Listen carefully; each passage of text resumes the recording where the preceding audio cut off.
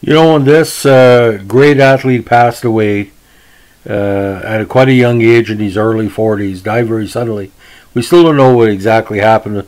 Some physical condition maybe hit him. We thought this guy was going to be a can't miss kid. Montreal Canadiens took a heavy draft on him, 30th overall in the second round in a 74 draft. And his last year of junior, Gretzky didn't do it. A lot of players never did it. Ladies and gentlemen, he scored an even 100 goals for the Cornwall Royals of the Quebec Major Junior Hockey League. 100 goals, ladies and gentlemen. Only 5'9", 170. Gary MacGregor, pound for pound, was probably one of the best scorers that Cornwall ever saw. In his 3 seasons in Cornwall, he scored a grand total of 182 goals in 171 games. Goal a game pace. Now, he won the Memorial Cup with Cornwall in 72. He won the league MVP in 74, most gentlemanly in 74, league all-star first team in 74, and goals leaders in 74. Now, despite all this, he entered a draft in 74 as the number 12 overall prospect.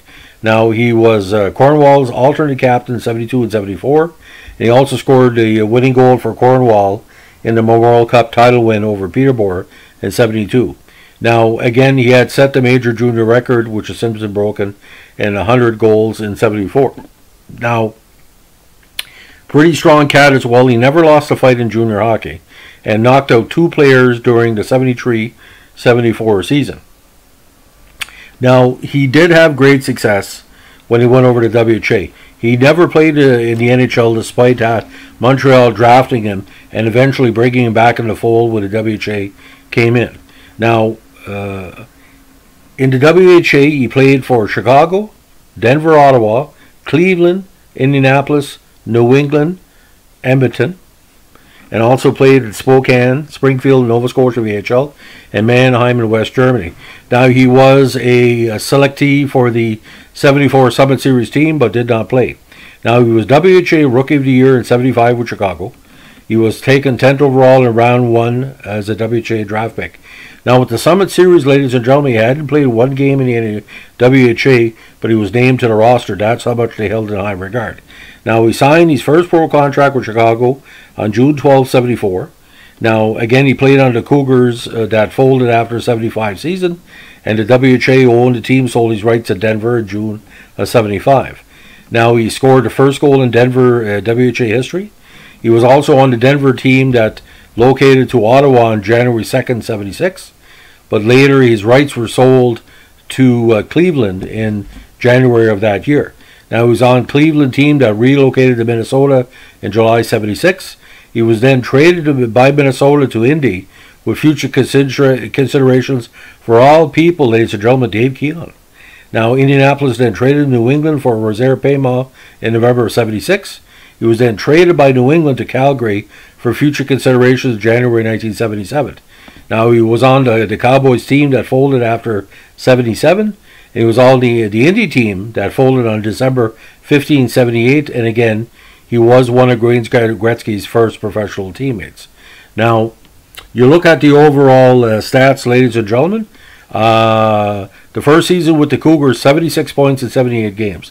But from then on, the totals went down slightly. Only had 21 goals in 76 with Denver, Ottawa, and Cleveland. 77, he only had 8 goals in New England and Indianapolis. With the Oilers in 78, he had 11 goals.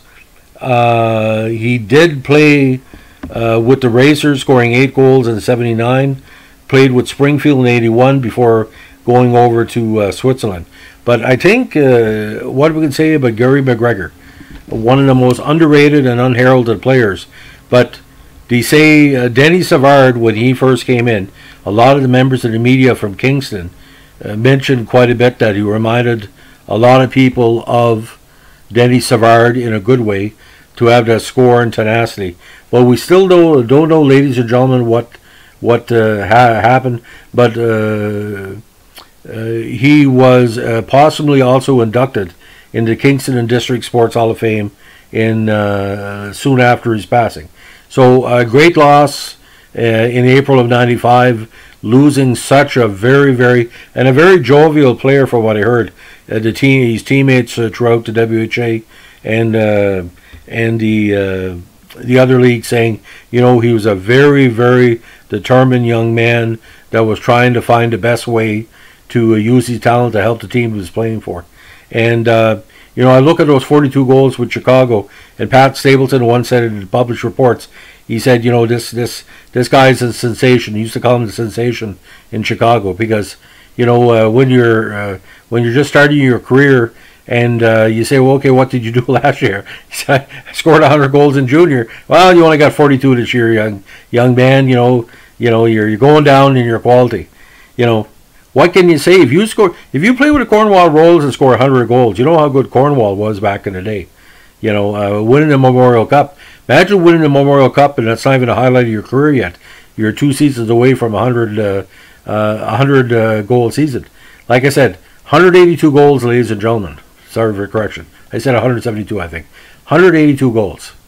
Tremendous totals, ladies and gentlemen. And not too bad of a playmaker as well. Like I said, that 74 points in 74.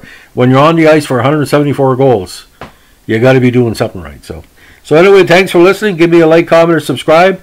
We always appreciate the listeners. We're trying to do some WHA trivia because a lot of the WHA players that were drafted, either as underage or overage in 74, have gone on to great success in the WHA. And that's kind of a link because I think having these players that couldn't play in the NHL to play in the WHA strengthened the league come 1980, in my general opinion. So, thanks for listening.